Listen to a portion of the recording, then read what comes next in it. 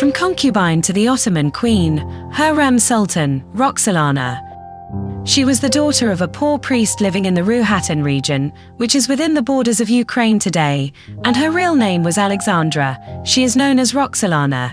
In Ottoman sources, she is only mentioned as Haseki Sultan.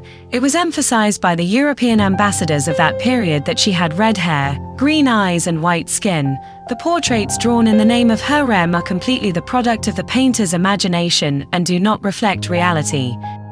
She was taken prisoner during the raids of the Crimeans. When she was 14 to 17 years old, she was presented to Sultan Suleiman the Magnificent, who was still a prince. She was named Hurrem because of her cheerful nature and received a good upbringing in the palace. She soon became Suleiman's favorite thanks to her intelligence and charm.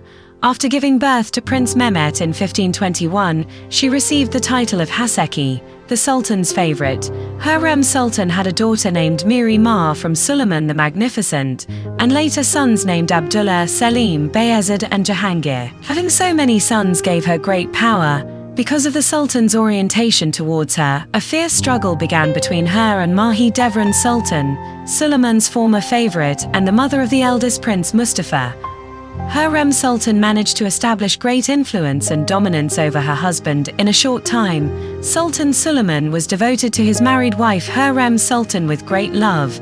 This love was so deep that he first married her, disregarding traditional rules, and then he stopped looking at another woman other than her. She even wrote love letters to Sultan Suleiman while he was on campaign. Eventually, the title Haseki given to her was changed to Haseki Sultan. Hurrem Sultan, who established complete authority in the palace, later made it the sole purpose of her life to fight for one of her sons to become sultan after her husband. At that time, the biggest threat to her sons was the existence of Prince Mustafa, who was seen as a candidate for the sultanate. Hurrem Sultan started her activities by eliminating the statesmen who supported Prince Mustafa. Grand Vizier Ibrahim Pasha was among those who nominated Prince Mustafa for the throne instead of one of Hurrem Sultan's princes.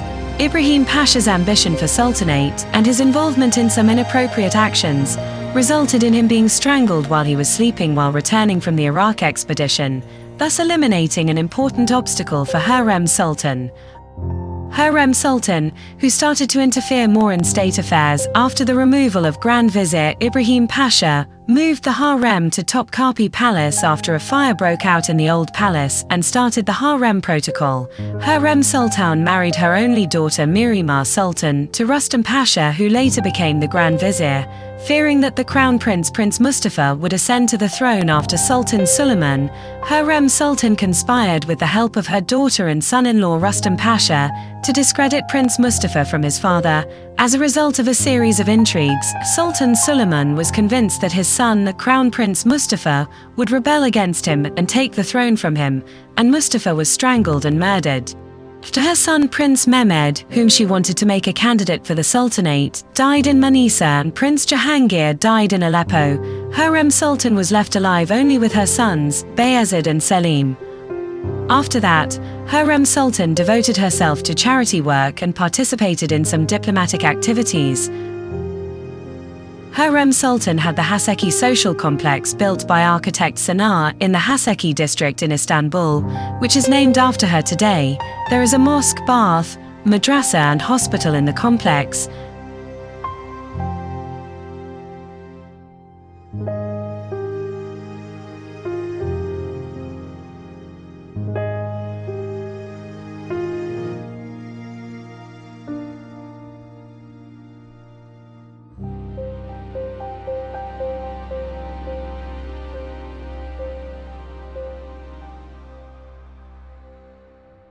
Haseki Hurrem Sultan Bath in Sultanahmet Square is also one of her important works. In addition, she had various works built in Konya, Edirne, Jerusalem, Mecca, Medina, Damascus and Baghdad. Hurrem Sultan was interested in foreign politics, carried out diplomatic correspondence, and intervened in state affairs in a way that had not been seen in any other Ottoman sultan's consort until then. Especially when her husband Sultan Suleiman was on campaign, she informed him about the state of the state and made suggestions. Hurrem Sultan wrote a congratulatory letter and sent gifts to the new king Zygmunt I, who ascended to the Polish throne in 1548. while Sultan Suleiman was on his second Iran campaign. She is considered one of the strongest and most influential female sultans in Ottoman history. When Hurrem Sultan became a legitimate wife from a concubine for the first time in Ottoman history, she began to use the title Chek, which means queen. Hurrem Sultan had her own seal printed, watched the council meetings through a wired window, and presented her ideas to the Sultan. She started the reign of women with many similar revolutionary movements.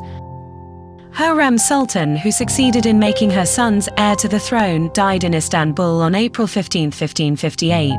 It is written in the records that she died of natural causes. After a large funeral ceremony, she was buried in the courtyard of the Suleymaniye Mosque. Her tomb was built on her grave by her husband Suleiman.